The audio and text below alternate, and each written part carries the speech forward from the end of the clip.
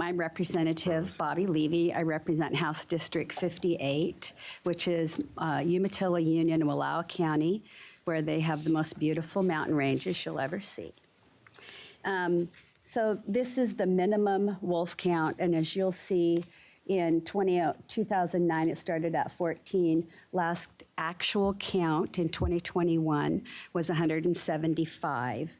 They're managed by the Oregon Wolf Conservation and Management Plan, and the goal of the plan is to ensure the conservation of gray wolves as required by Oregon law while protecting the social and economic interests of all Oregonians. This chart shows the annual minimum count of wolves since 2009, and these, the statewide 2021 year-end minimum count of wolves in Oregon is 175 individual wolves. It's an actual count, 21 packs at that time, and 16 breeding plans. The minimum count is not an estimate based on a population. The count is known wolves verified through direct evidence of tracks, photographs, or seen on the ground in aerial surveys. Slide 2, please. This is 2021. And so the map shows the areas of known wolf activity. The solid blue areas are designated by the Oregon Department of Fish and Wildlife, showing where an individual or group of wolves have been documented repeatedly over a period of time. There are 34 areas of known wolf activity statewide. More than half of them are in my district, District 58, Umatilla, Union, and Wallowa counties, and with the majority of them in Wallowa County. Slide 3, oh, the ones with that go, if you go back, Sean, one more time. The hashtagged ones are what's called estimated wolf areas, where there may have been a slight sighting. Somebody says they saw a wolf, or they had evidence like scat or something that showed, or footprints. But they don't know if they're staying in that area, if they just camp through the night. Slide 3, which I thought was really interesting, is how far wolves disperse from wherever they are at one time. They travel like crazy, and each one of those are different.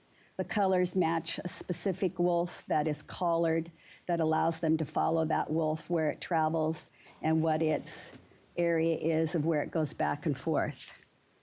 It's a fascinating thing. When I was on Fish and Wildlife, we never imagined that it would look like this, not ever, the way that they travel. And so with that, would you like me to go first or you? Okay. So House Bill 2631 is a culmination of approximately 8 months worth of diligent work with producers, county commissioners, landowners, and consultation with the Oregon Department of Fish and Wildlife for their input on guidance to stay within the wolf management and compensation plan, as well as the Oregon Department of Ag, who educated me and all the rest of us on the history and the guidelines for the compensation fund. This bill makes progress on the wolf management that was intended from the beginning to adequately compensate livestock owners for wolf depredations. The artificial presence of non-native wolf species will continue to be debated regardless of what we accomplish this session. But this session, we have a chance to improve the relationships between wolf advocates and the Willamette Valley and the farmers and ranchers in my district.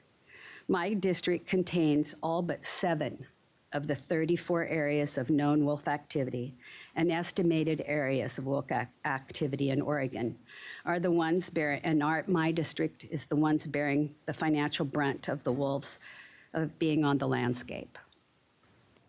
We have long heard of social tolerance for the wolves, and this bill will go a long way to foster that tolerance. While we revere the purpose of predators in maintaining the balance of an ecosystem, livestock are not part of the ecosystem that needs to be policed by predators. Farming and ranching is not for the faint at heart. It's a full-time job. You never get to go home and leave work behind. Livestock are raised with substantial financial risk and meager profits. We're price takers, not givers.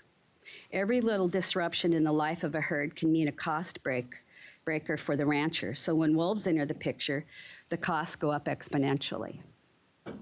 It's well documented that when cattle herds are attacked by wolves, birth rates and birth weights go down.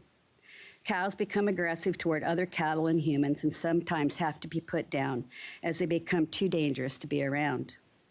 Something that's not often talked about very much is the emotional toll it takes on the rancher to always be on the lookout for wolf signs, lost hours of sleep spent sleeping in their pickups just to keep the wolves at bay, or to lose a prize breeding female who is pregnant and had her calf ripped out of her womb and eaten alive and then have to put the mother down on top of that. A constituent of mine recounted how committed our farmers remain to the welfare of their animals, even in the face of financial hardship. At an agricultural convention, attendees were asked if they would take care of a sick animal that could not be able to be sold until the point of natural death, and everyone in the room raised their hand. And I myself can testify to that. There's many a night I've stayed up nursing a sick ewe or a pregnant ewe that was having a difficult birth, and I didn't leave her side. And then I got up off that ground and went to work with the rest of them the same morning. House Bill 2631 with the -3 amendment helps correct the imbalance of prioritization of wolves over livestock or working and guardian dogs. It would require that compensation for confirmed or probable would be paid on a quarterly basis and in an expedited manner. The amendment ensures that livestock owners receive compensation based on a multiplier of 5 times the amount of confirmed and probable loss of animals, as guided by county wolf depredation committees. The fund also will continue to provide funding for all the non-lethal methods that are just as usual. In the past, over 73% of those funds were allocated out of the program previously have been spent on deterring conflict, with only 12% spent on direct compensation for confirmed killed or injured livestock. The current state of wolf depredation compensation breeds an often violent social intolerance of wolves. True conservationists are motivated by a desire to maintain an organism's place in the ecosystem. If the state is to retain wolves in Oregon, the state needs to take care of the damage these animals cause, or else wolves will remain the target of rural animus. I urge you to support this legislation to ensure that livestock owners are financially adequately compensated for wolf depredations. Thank you.